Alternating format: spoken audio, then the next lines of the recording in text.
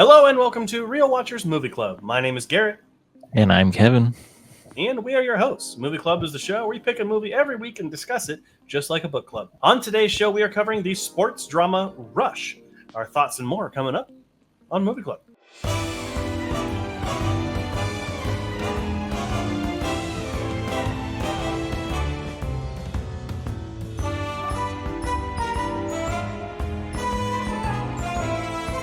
Released in 2013, Rush was directed by Ron Howard and stars Chris Hemsworth, Daniel Bruhl, and Olivia Wilde. James Hunt and Niki Lauda, two extremely skilled Formula One racers, have an intense rivalry with each other.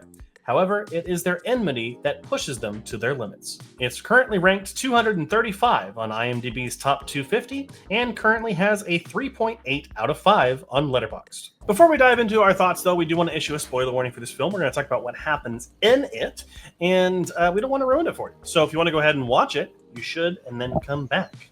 You're not going to offend us. You're fine.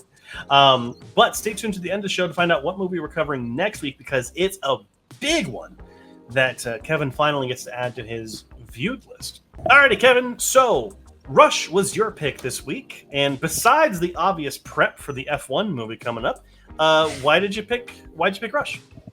I heard it's just an overall great film adaptation of early Formula One racing, and it had really good performances in it, and all the techniques that were used in this looked fantastic, and they were fantastic, so that's why I picked it. Well, there you go. So had you seen this movie before, or? I've known about this movie, but I have not seen it. Okay. So I have seen this before. We did cover this on, I believe it was the drive back 2 years ago. So I had seen this movie before. I do remember enjoying it. It's back when I first started doing reviews in the first place. So, but let's go ahead and dive into this. Now, obviously, this is a racing film having to do with F1 history. Niki Lauda being that's a name I know, and I'm not even really that big into Formula One racing. But what stood out to you the most in this movie? Like, let's go ahead and start with, kind of, I guess, in terms of categories. What category stood out to you the most of this? Like, what part of the movie did you think was, very good? I like the cinematography and the races and how the camera feels like you're in the positions that the F1 drivers are in, and as well as the acting. Chris Hemsworth is fantastic in this. I forget the other guy's name. Daniel Bruhl. Daniel Bruhl is fantastic in this as well. And getting a little inside, behind the scenes of how early F1 drivers and teams actually formed and had to do it back in the day, because today is so much more different for F1, and you get a little bit of glimpse of that on the Netflix TV show that they have, but this one was a full movie that really explained a little bit more of its history. Yeah, and I think that's what's really cool, because I think, we've seen several racing movies. There's a lot of car racing movies. There's, NASCAR or street racing. And I don't feel like there are as many F1 movies, especially ones made here in the United States, because Rush is a U.S. film. And I think that's starting to change as more people get into Formula One here in the States, which is obviously why we're getting the F1 movie coming out later this summer. But I think that's what made this so cool to me at first, because it's we're seeing what I consider to be the only true car racing sport that there is F1, because you actually turn both directions and have to slow down and speed up. But I really enjoyed that aspect of it, and getting some history, and you do get some personal history between James Hunt and Niki Lauda. And I'm always a sucker for stories that have a rivalry, but then it turns into a mutual respect type thing, which I always really enjoy that, because that's the way we should always treat each other, is with mutual respect. But yeah, I think that the cinematography of this film, which is kind of surprising, because I don't feel like Ron Howard particularly makes movies that are good looking all the time. He makes good movies, but the cinematography never stands out. And I would say it does work pretty well here. I'm right there with you. I think the performances are fantastic here.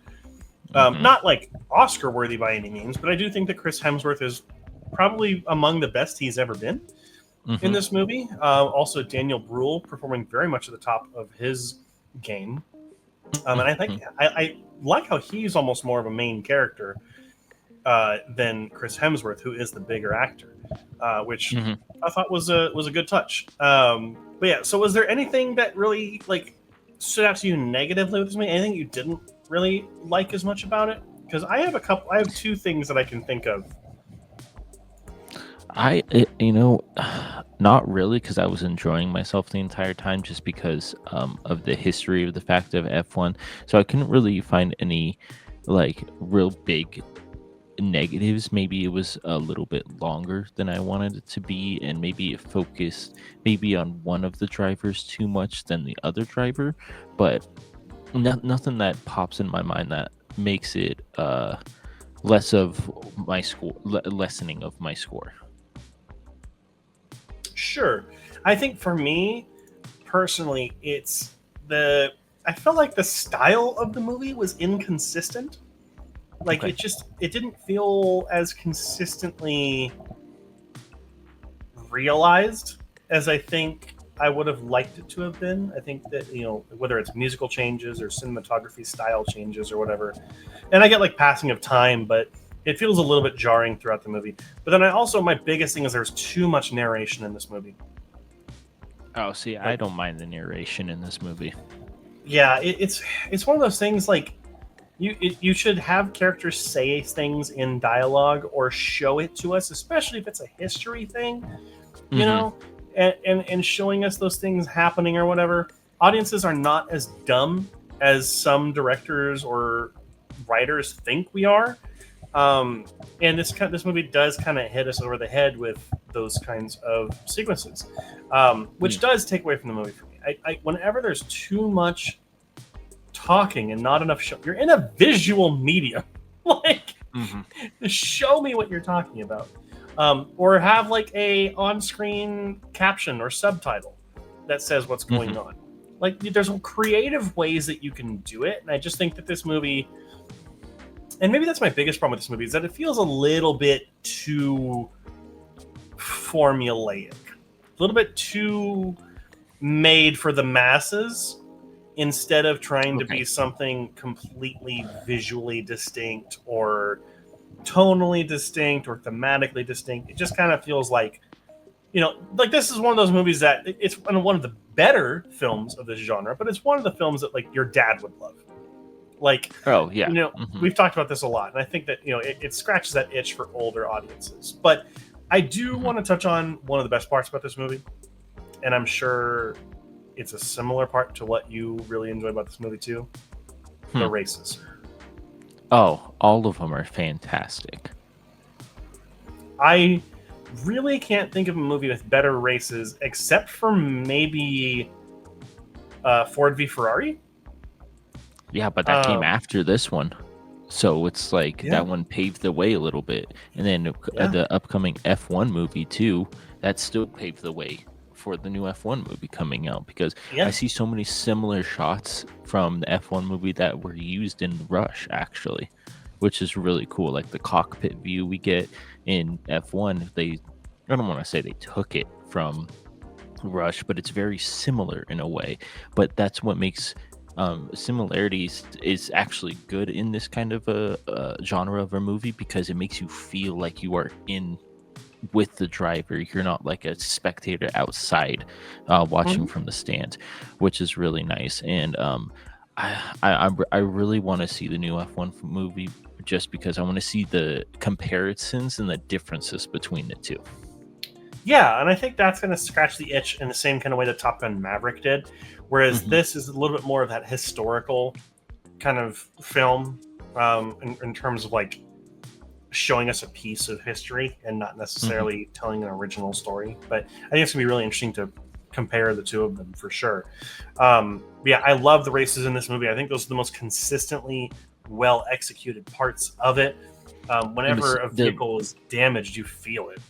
And it's not too long of a race because some movies will have too much emphasis on the races. This one's are they get to the point where they want you to, and then they cut back to somewhere else in the story, and then put you back on the racetrack again. So it doesn't linger on there, which is with unnecessary like camera views or turns in the race or anything like that. Everything has a purpose when they're on the racetrack and when they're off the racetracks, and it's very easy to know where you are at in the story as well.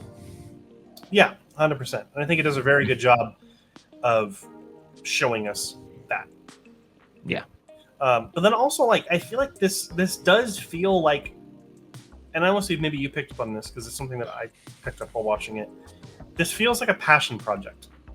Like, it feels like Ron Howard or the writers really love this sport, this event, or this time in racing history, because there is a lot of care and attention placed into this film. Oh yeah, there is, and it looks like you said the cinematography that we talked about at the beginning. It looks fantastic. It looks like this is what I want to do. Give me the budget, and I'll do it. And that's what this looks like. It looks very. I mean, we're set in the 80s, right? I want to say so. Yeah, I think it's the 80s going into the. Oh, so it's the 1970s. Excuse me. No, So 1970s. 70s going into the 80s. And it feels like we got transported back into the 70s. There's no glimpse of like weird camera not flares, but like color choices. Like Zack Snyder uses like dark browns and stuff like that. This is very vibrant colors and stuff that you would see back in the 70s, which I think was a great creative choice. And even down to the replica cars for F1, they looked fantastic. Like it's incredible how they can just make them like that and make them look so perfect, like it was straight from the factory. Yeah, they made them look extremely accurate, but while also making them interesting to look at. I mean, not that they're not interesting to look at, but like like you said, the colors are more vibrant. The motion and the way that things look, 100%. Okay, a little bit of a shorter episode this week. There's really not that much to be said about this movie, which I don't know if it's a good thing or a bad thing. Who knows? But Kevin, this was your pick this week. So what are your final thoughts and score? My final thoughts are, if you want to have a good story movie about Formula One racing or just race cars in general, this is a really good one to start on. It's a fantastic story about two actual real drivers who had kind of that competitive beef, and one that has to try hard, and one that it has the talent just come naturally to them. And sometimes you can get one or the other if whoever watches it. But I mean, the cinematography in this is great. The race track and driving is fantastic in this movie. And I give it a 90 out of 100. I absolutely love this movie. It just brings so much. It gives me so much joy to watch it just because of how realistic it looks. Yeah. For me, I think that this film is from beginning to end is engaging, and I think that for a racing movie to be completely engaging, that's a feat in and of itself. Because it's not always the most exciting thing in the world. But it's also really well acted. Chris Hemsworth and Daniel Bruhl are fantastic in this movie. I would say The Rush only suffers from some inconsistent styling visually and directorially. But then also for me, like a cardinal sin is there's just too much narration in this movie. You know, trust your audience, show us things, be creative in how you reveal information. Even the spinning newspaper gag would be better than narration, in my opinion. But what really makes up for that, though, are the races in this movie. They are truly phenomenal. And, you know, you feel everything. You feel the speed, you feel the damage, you feel the intensity. Because of that, I gave the film an 82. I think it's a great film. You know, I don't think it's going to win anyone over in terms of like non-racing fans, but I do think that those who enjoy history or films about sports rivalries will really enjoy it. So 82 out of 100 and 4 stars on Letterboxd is what I gave it. Nice. All right, so the question now falls to you. What do you think of Rush? We'd love to hear what you have to say down in the comment section down below. But remember to be respectful of one another because, that, like we said earlier, showing mutual respect, even though you're rivals, it's a good thing. But next week, we're going to be covering a classic drama. We are covering Dog Day Afternoon, which I am so excited to finally show Kevin. It's one of those films that's like highly respected, that it's like one of those ones you should watch if you're a cinephile like we are. But make sure to watch it before next week so you're not spoiled on what happens in it. And that's it. Thank you so much for watching. We do have our live stream that goes live every single Wednesday at 7 p.m. Pacific Standard Time. We do movie news, reviews, and so much more. And of course, we have this show, Movie Club, that comes out every single Friday at 4 a.m. Pacific Standard Time, just in time for your morning journey, commute, whatever you do on your way to wherever you're going. And make sure you're subscribed because we are going to have some more videos coming out in the future. I have some plans for some more top 10s that I actually have to write. And then, who never know who else or what else will show up here on the channel. So thank you so much for watching. And until next time, make sure to keep those eyes on the screen.